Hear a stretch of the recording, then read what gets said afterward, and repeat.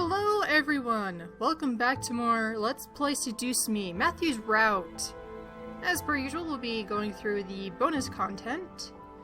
And look, Mathews still so cute, even the new style. Aw, so cute. And there's evil little Simon! Simon's Revenge, that's what it's called, and there's evil little Simon. Simon is still cute, even though he's evil. Supposedly, anyway. But alright, let us begin, and hopefully we can do this in the first game and not have to pull this into the second one. But let us begin. What is your name? It is Mika.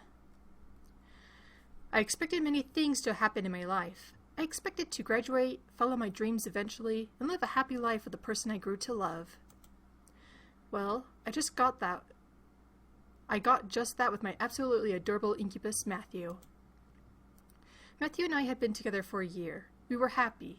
We were in love. Everything was perfect between us. Being with Matthew was like a dream come true.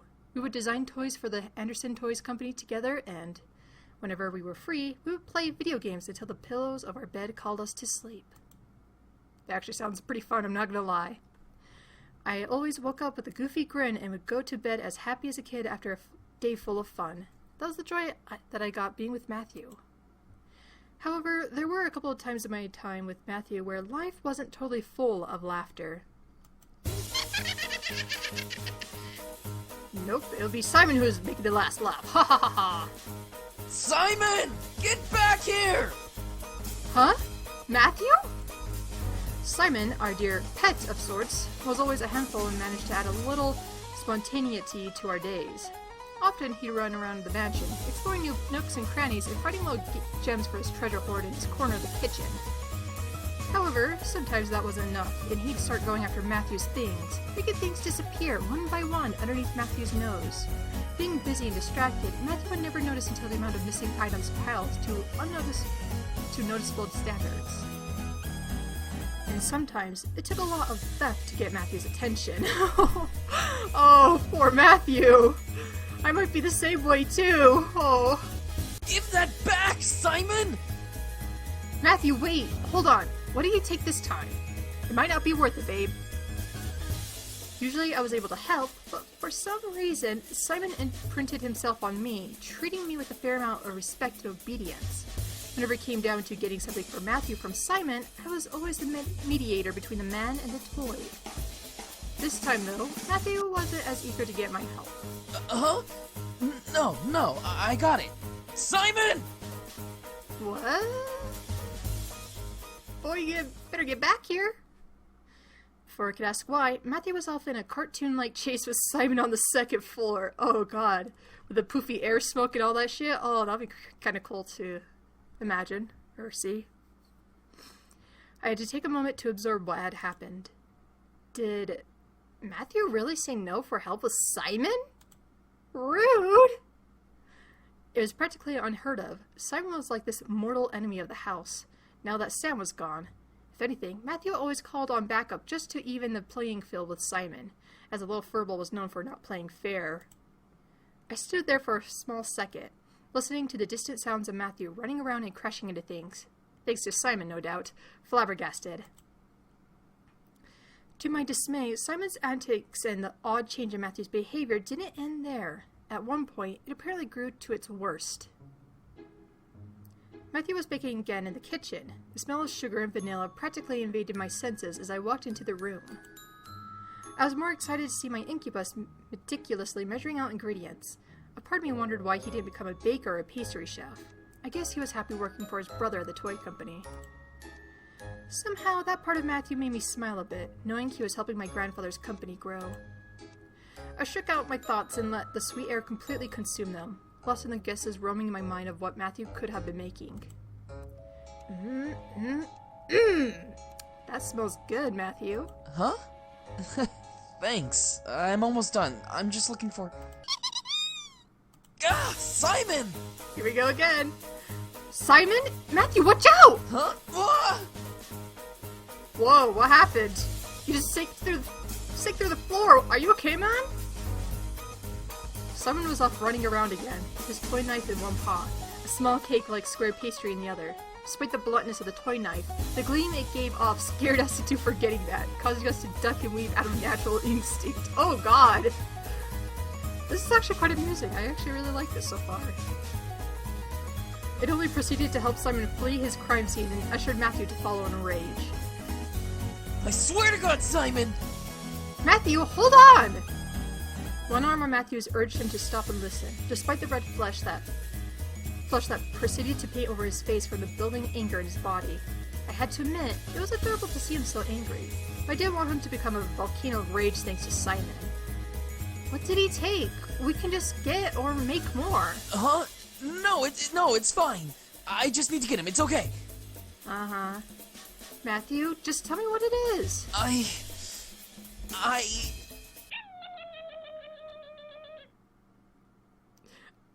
I'm going to assume that was a bad thing.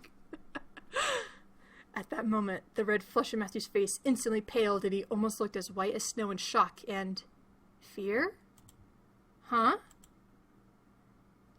Oh shit! It only lasted for a moment before his entire body almost began to glow an ethereal blue tint and his eyes began to flicker gold. Ah, Simon! Oh shit! That singular noise of Simon's caused my incubus to rush out of the kitchen without answering me and sprint across the mansion towards the sound. I followed close behind, barely able to keep up with Matthew's speed. When we arrived outside in the backyard, Matthew skidded to a stop, body completely frigid.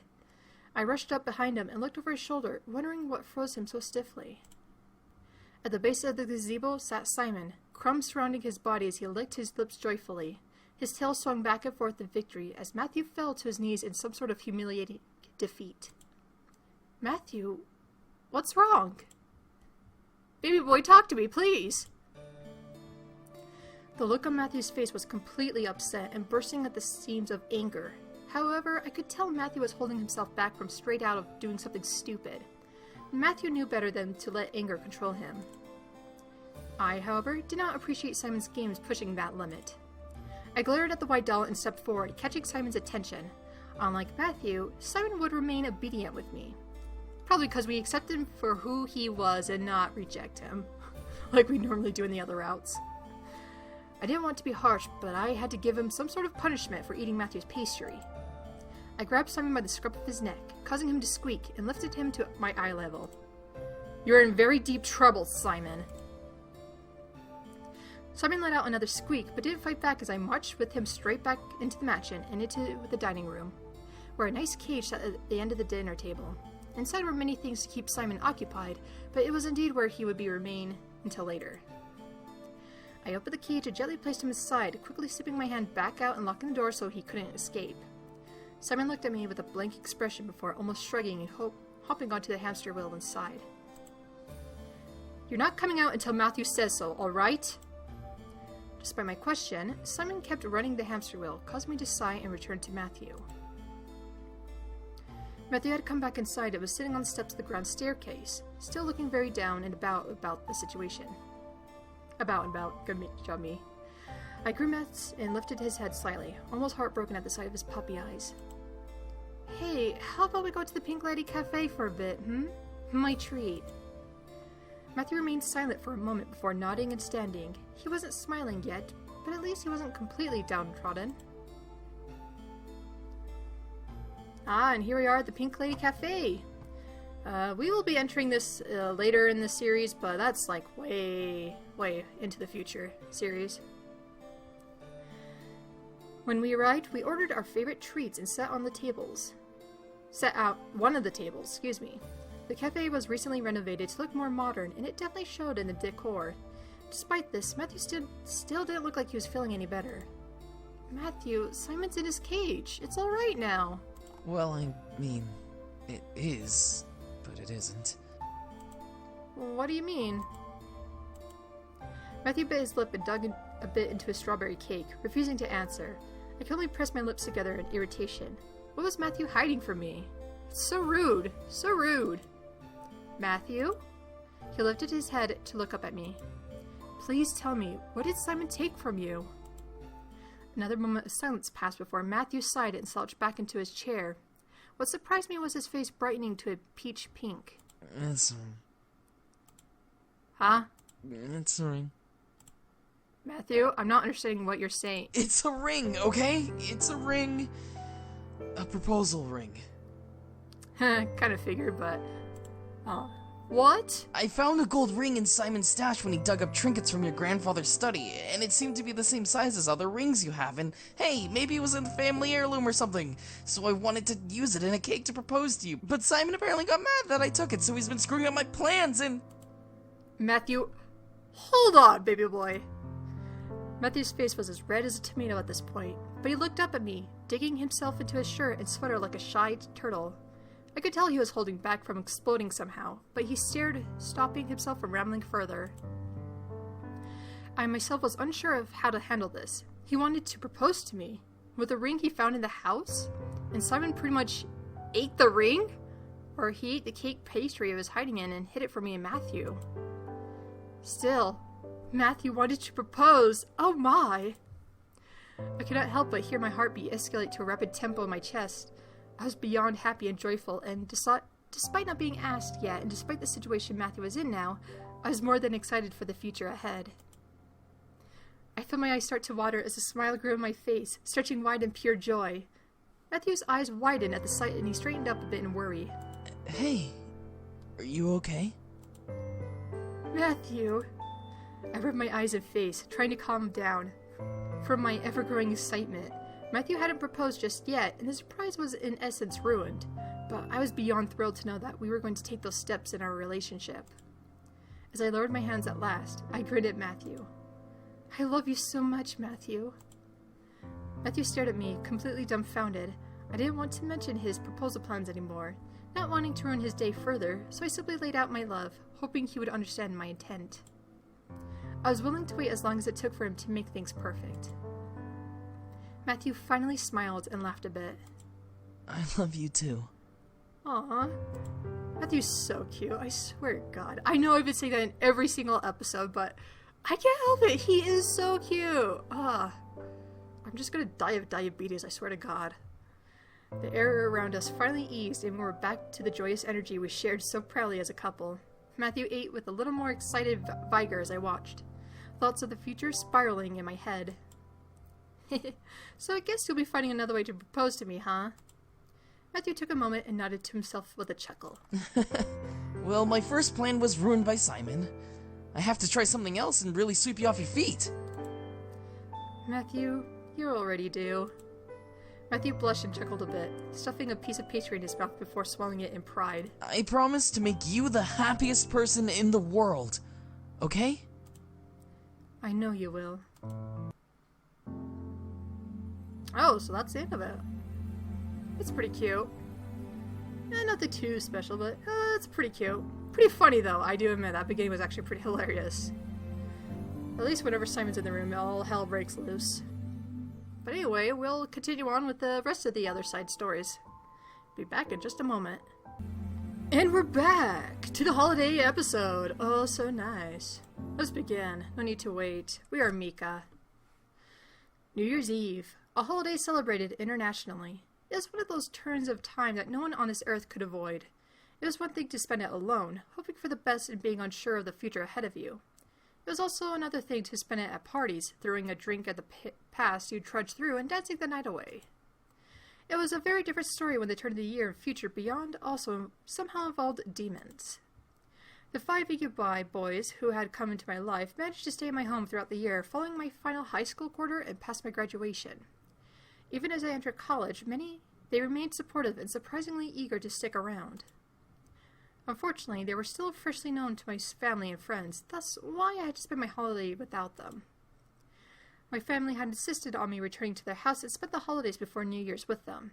While bringing the Incubi along seemed like a good idea, the boys collectively wanted to spend the holidays together and did not want to intrude on my family this year. After all, my parents still believed that they were the house servants. Bringing even one of them home for the holidays would have been an interesting story. Although if you're dating one of them, might as well just say, hey, I'm dating this guy, I like him a lot. Anyway, whatever. However, I was devoted to spending some holiday time with them for the end of the year. When I was invited to places for New Year's Eve by both friends and family, I decided to stay home with the Incubi. A part of me felt majorly excited. Another part of me felt like slapping myself over and over for letting them convince me that waiting for my holiday present was worth it. Still, it was rather hilarious to see them prepare New Year's dinner. Oh my god! Sam, get out of the kitchen! Shut up, you little runt! I just want to look! You're in the way, Sam. Out! Yeah, fine, sheesh. We told you not to go in there. We did, Sam. I swear to God I will hurt both of you. That's no way to start the new year. Sam was completely right to feel impatient. James and Matthew had assigned themselves to making the New Year's dinner and had pulled out every receipt book in the library just to make sure they had the perfect menu. The aromas that wafted from the kitchen were intoxicating and almost heavenly. I felt my mouth water just from the scent. It didn't help that the kitchen had pretty much become locked territory, unless you wanted an earful from James and Matthew combined, that it was best that you stayed out of their workspace. More teasing. Great. Whatever they're making smells amazing. It is. They're almost done, though, so we won't be waiting long. Well, that's good. They've been working all day on food. Man, they need to hurry the hell up. Quit being impatient, Sam. Sam opened his mouth to fight back, but instantly shut it, most likely thinking the better of it, and grumbled under his breath as he turned to sit at the table. Yeah, sit down, boy! Soon enough, James and Matthew began to carry large plates to the dining room, setting them methodically around the table so everyone had the chance to get what they wanted regardless of where they sat. I was stunned once more by the sheer amount of food prepared, topped only by the intense aroma that melded almost perfectly in the air. It was like they were trying to take the record of how much food could be placed on the table from when they had arrived. At that thought, I took a moment to realize something. It had almost been a full year since the incubi appeared in my life. I had graduated and was now experiencing my first year of college with the incubi beside me. Now here I was, about to enter a new year with them in my life. I couldn't help but let a smile creep into my face from the thought. Is everything all right? Huh? I looked up, not realizing how lost in my thoughts I was, and came face to face with all 5 boys looking at me in concern. Crap. I shook my head and took a moment to recollect myself before smiling once more. Sorry, I was just lost in thought. Huh? What were you thinking about? From the look on the boys' faces, all of them were curious to know. Did I want to be the cheesy nostalgic that brought up the past? Nah, we've heard that enough. We're done. Oh yeah, I forgot. He wears like a Simon's shirt. Oh god, I forgot. That's hilarious. I was looking at Damien's shirt. I'm like, oh, that's kind of an ugly shirt. Why the fuck did he wear that? I'm looking at that and like, oh, Simon. I shook my head and rubbed the back of my neck. I didn't want to be the cheesy one for the dinner table tonight. Sorry, just kind of got lost in my thoughts. No need to worry. The boy stared at me for a moment before going back to setting the table. I let out a small sigh as they all looked away and cast my eyes on... Well, of course, fucking Matthew, duh. This little Simon sweatshirt, that's kind of cute. The cutest of the bunch, Matthew. Hey, this is exactly what I've been saying throughout the LP! It finally admitted it! Sweet! That's awesome. It's like I'm psychic and I know what this is gonna say. Ha ha ha. No, really. No, don't believe in that bullshit. The cutest of the bunch, Matthew, had been the one to completely take over my heart and was more than happy to let him claim it for his heart in return. He was special to me and I swore my love for him in front of dangerous odds. Not only was he funny and sweet, but he was strong enough to hold his own amongst his brothers and was able to take care of himself and me. I was incredibly lucky. Watching him set up dinner with James made me feel happy and warm. I was excited to see what the two had made, and I was even more excited to share the new year with Matthew and his brothers. Matthew stopped for a moment to look at me and gave me a silly, goofy grin before continuing on, focused on finishing up. He was so cute! Hey! He seriously is, I swear to God. Finally, the table was set and we were all seated, ready to dig in. I gotta admit, you and James did good, Matthew. Thanks, Sam. Sam and Matthew not fighting? It's a winter's miracle. I thought they were closer with each other, but Hey, whatever. I'm not a complete asshole to him. Only sometimes. Well, it is the turn of the human year, so it's a good way to get the habit of being nice started. Very true. Damien laughed and I couldn't help but do the same. However, one curiosity burned in my mind. Hey, I have a question. Yes? What is it? What did you do last New Year's Eve? I had remembered them telling me that they had been in the human world for a full 6 months before my grandfather passed away. If that was the case, then this wasn't their first New Year's Eve. The boys took in the question and looked to each other. Didn't we go to, like, New York or something? Nah, we were in another continent by then. Like, Europe or something? London. We were in London. I remember that. We had such a fun time walking around and taking in the sights. We were on the giant Ferris wheel when midnight came. It was amazing to see all of the fireworks from it. Yes. The London Eye was closed off for the public, but since we were friends of Harold Anderson, we were allowed access and were lifted to the very top of it. A perfect view of the sky during the celebration. Matthew couldn't stop jumping all over the damn place from how excited he was. Hey, you were excited about it too. All of us were. Very fair, Matthew. Still, has it really been a year since then? So much has happened since. The boys seemed to trail off into their own nostalgic memories, mentioning events of their trip around the world thanks to my grandfather. While I was happy for them, a little part of me felt left out. Sure, I didn't know them, but to have experienced the world with them would have been a dream. Maybe we could somewhere in the future. Heck, maybe I'd be able to see the demon world! Ha ha ha! Shut up. However, who knew the future? It was an unknown fabric of time that I had yet to explore, that no one had yet explored. All I knew was that now I was in the incubi's lives, and I was going to see the new year come with them in my life. I looked to my glass, seeing it full of my favorite drink, courtesy of James, while he was setting up my dinner. My own reflection greeted me, and I felt myself naturally take hold of it and lifted it. Ahem!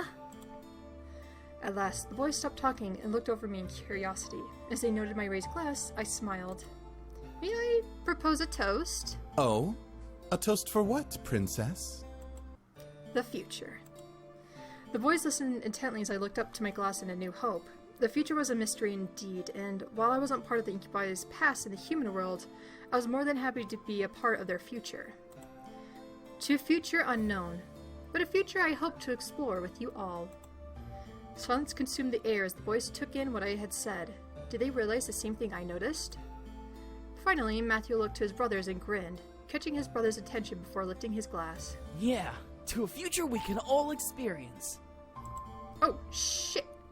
Yeah, to a future we can all experience. There you go, I clicked my wheel and that seemed to go back. My apologies, viewer. His brother smiled at his enthusiasm and I lifted their glasses up. Matthew, however, looked to me with a joyful gaze, knowing the future he would experience would revolve around me. Cheers! At that, we all drank our toast, a future that was still unknown to me. I couldn't wait to experience it, but I was certain that my future was going to be absolutely grand. My heart couldn't stop pulsing with joy at the thought. I was excited to experience what was to come. We ate dinner and talked about the potential things that would happen in the future. New businesses, possible trips, the works. For the first time, I felt like I was a part of the family as I was listened to and spoke just as much as each incubus. However, as a sudden flare of fireworks flashed outside the windows and the sound wave echoed behind the glass, the boys flinched and looked over in shock. What the hell? Fireworks? But it's not midnight yet. It's the pre-celebration fireworks. You have those? Sort of. The school in this area loves to order a lot of fireworks and likes to set off the extras before New Year's comes around. What are you waiting for? We're gonna miss the fireworks show! The boys and I all looked to each other and grinned before heading for the door. Wow! The sky was full of softly falling snow. Each snowflake and star was illuminating by the bright, colorful lights of the far-off fireworks. I had seen them before, but to see them in an open sky not surrounded by suburban trees was a whole different experience. Holy crap. It's all so beautiful. Absolutely, Damien. Truly magnificent. You got that right. I looked up to Matthew and couldn't help an evil idea popping up in my head, seeing him become giddy at the fireworks in the sky. Oh no, what are we gonna do? Going through with my evil plot, I scooped up some snow and lightly packed it in my hand. Oh, Matthew! Huh? Whoa! I aimed and fired, letting my light snowball at Matthew's head and letting the snow explode into his hair and shoulders. Matthew took in the shot and laughed, brushing off the snow with a grin. Hey, that was no fair! That was no fair. Huh, that's a Interesting way of saying it. Seeing his smile only made the playful demeanor in my soul melt into a joyful excitement. Matthew continued to chuckle as I spoke, stopped only by the end of my words. I can't wait to see the new year with you.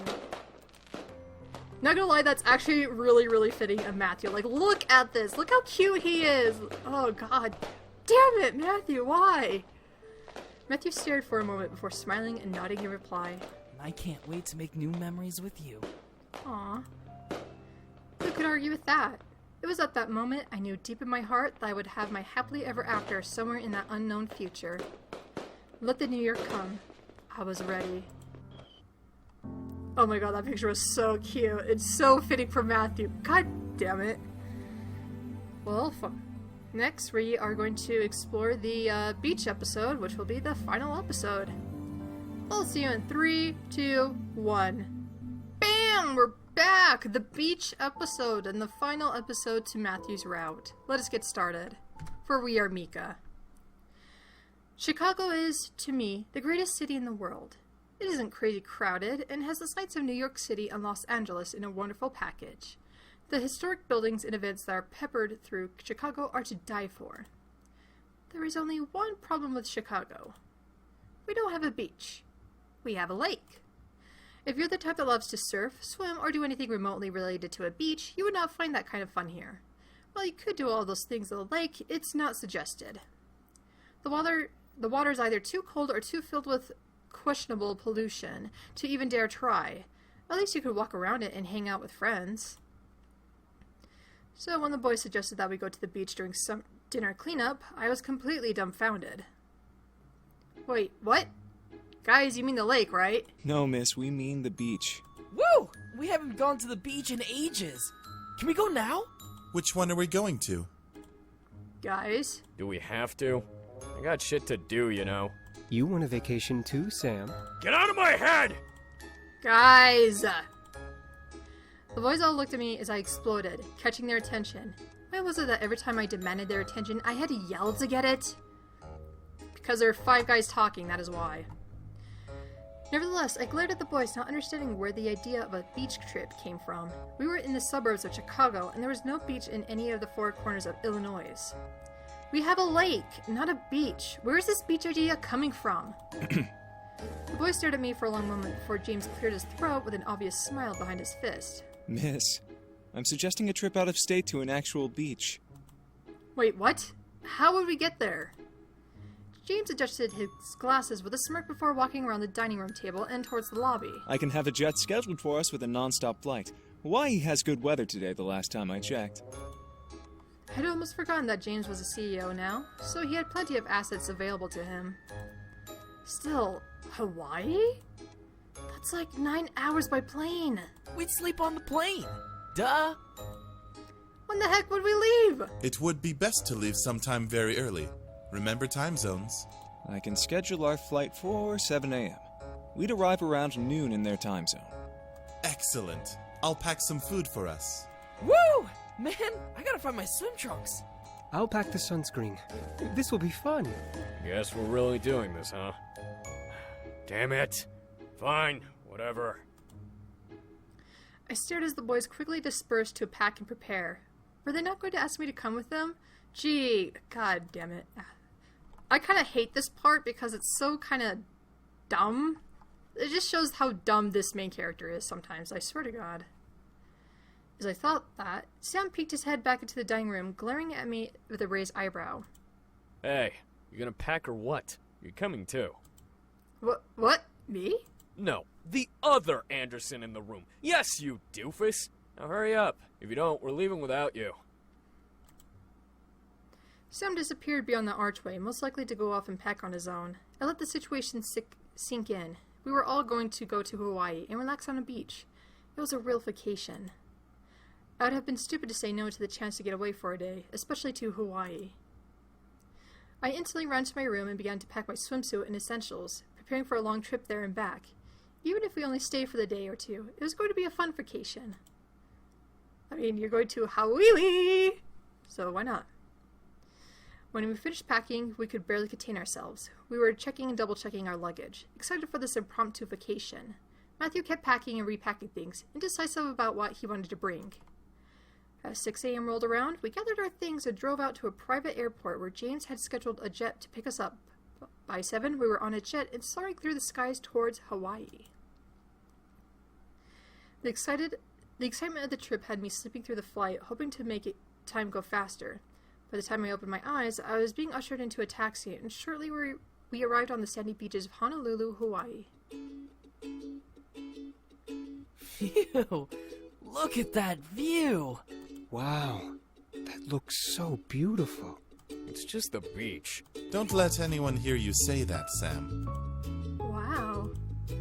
I couldn't stop myself from staring at the view of the ocean myself. It was breathtaking to say the least. The air was fresh and the view of the endless horizon captivated my senses. It took James clearing his throat for us to break our attention away from the sight and look back to him. Let's set up a spot for us to relax first before we enjoy ourselves. With a nod from all of us, we set up a small area on the shoreline, facing out towards the water. Our large purple and blue beach blanket became home base as we settled down and took in the fresh breeze. Sam stretched out, letting out a tired yawn. Man, how long do we plan on sticking around? We're not gonna splash and run, are we? I've already arranged a hotel block for all of us to stay in tonight, so you're completely free to do whatever you like for the day. What? Really? Always thinking ahead, aren't you? That's our older brother for you. Always 3 steps ahead of the rest. Come on, Sam. Don't be a killjoy. Don't let him fool you.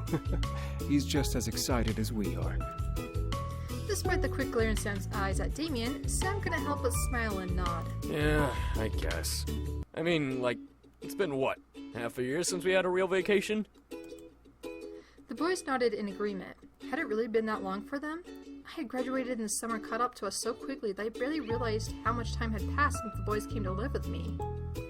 As I thought of it, a smile trickled onto my lips, remembering how close we had all become. I was especially close with, of course, freaking Matthew! Get over here, baby boy! I turned my head to Matthew, seeing him bounce on the balls of his feet in excitement. I couldn't help but feel energetic and excited for the day ahead, myself just from the sight. Matthew and I had become a dynamic duo team, and being on vacation with him was proving to be a fun adventure waiting to happen. As I looked at my wonderful incubus, Matthew turned to lock eyes with me and smiled. I smiled back, both of us gaining a boost of joy just from the exchange.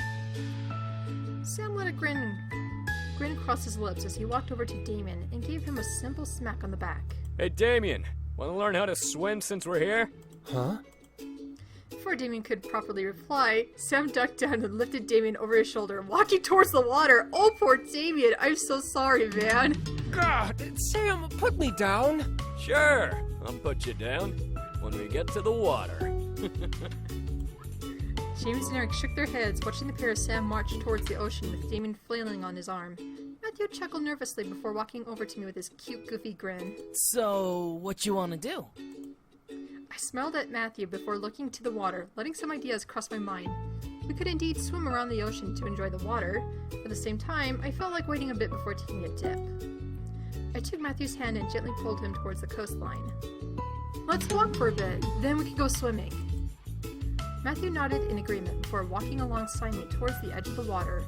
We walked along the foamy tips of the waves as we basked in the bright sunlight. I never felt so relaxed until then. I guess I truly needed the vacation after all. I was glad to spend it with the man I loved, and that fact made me release a sweet sigh of joy. Huh? What is it? Huh? Matthew turned to me with a curious smile. I furrowed my eyebrows in confusion for a moment before realizing the sigh that had come out of my mouth. I then shook my head and laughed. Sorry, I was just thinking of how wonderful today is. We're in Hawaii and we're spending the day out. It's really nice. Matthew seemed to agree as he nodded with a smile and stretched his hand up to cover his face with a shadow. Yeah, it's really nice. Oh, kinda hot. I had to admit, it was a bit warm. Then again, we were on an island beach. It was expected to be hot, enticing you forward to take a dip in the water. However, as he took a moment to himself, Matthew grinned and pointed over my shoulder. Whoa, what's that? I instantly turned over my shoulder to look, only seeing the tree line of the beach and feeling a wave of confusion hit my brain. What was he wanting to show me? As I turned back around, however, Matthew held up 2 tan cups full of peach-orange colored ice cream. What? How did you... Matthew handed one of the cups to me and smiled sweetly before starting to eat from his own. The ice cream looked amazing, but I could tell that something was different about it. What kind of ice cream is this? Goody goody. It's like soda ice cream. It's really good. I promise. I watched him take another bite of his guri before nodding and looking down at my own cup. It looked fluffy and light, so I took out my spoon and tried it. He was right. The flavor was soft and the texture was melt in your mouth mixed with a fluffy cloud-like feel. Even more so, it was refreshing, and I felt gently cold waves run through my body from that simple taste. This is really good. I know, right? It's so yummy. Aw, so cute. Lucky and I shared a small laugh and smile as we enjoyed our dessert. The combination was perfect, and the light breeze and the cool guri mixed with the sight of the ocean and the fresh air. Today was a great day. Today is such a good day. Matthew chuckled a bit, causing me to look over my fluffy-haired incubus. What? I feel the same way. Being on a beach with the sweetest woman I know and eating really good ice cream is the best. I pursed my lips and felt the blush attempting to evade my cheeks, causing Matthew's chuckle to evolve into laughter. I couldn't be stubborn for long and began to smile. I love you so much. You know that? And I love you too, Matthew. You're too goddamn fucking cute for your own good. Matthew was indeed one of the most important people in my life, and I walked alongside with a smile. It made me excited for the day ahead. He was my joy, and I was his. I wouldn't have it any other way. Alright, that picture was okay. I felt it was like fitting for Matthew, but there could have been a little bit more to it. But it was alright. But this has been Let's Play Seduce Me, Mathew's Route, the extra bonus content. Well, those weren't too bad. I really liked them. Especially the Simon's Revenge. That was pretty hilarious, actually. I'm not gonna lie, that was pretty funny. But when we come back, we'll be entering into Damien's route and seeing where that goes, which is going to be kind of interesting. But until then, I am Tara the Fox, you are the viewer, and I hope to see you next time.